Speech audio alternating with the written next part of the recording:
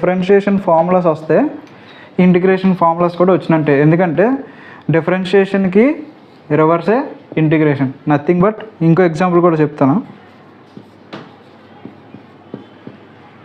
dy/dx of sin x అంటే cos x, మనకు తెలిసిన ఫార్ములా, బేసిక్ ఫార్ములా.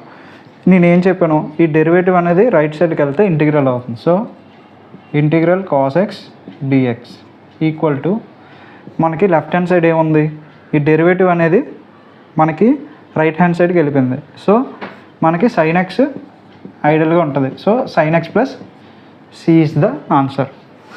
ఇంకా బేసిక్ ఫార్ములా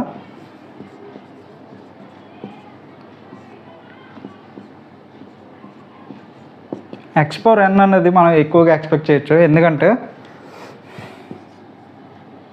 ఇక్కడ integral of x power n dx, ఇందులో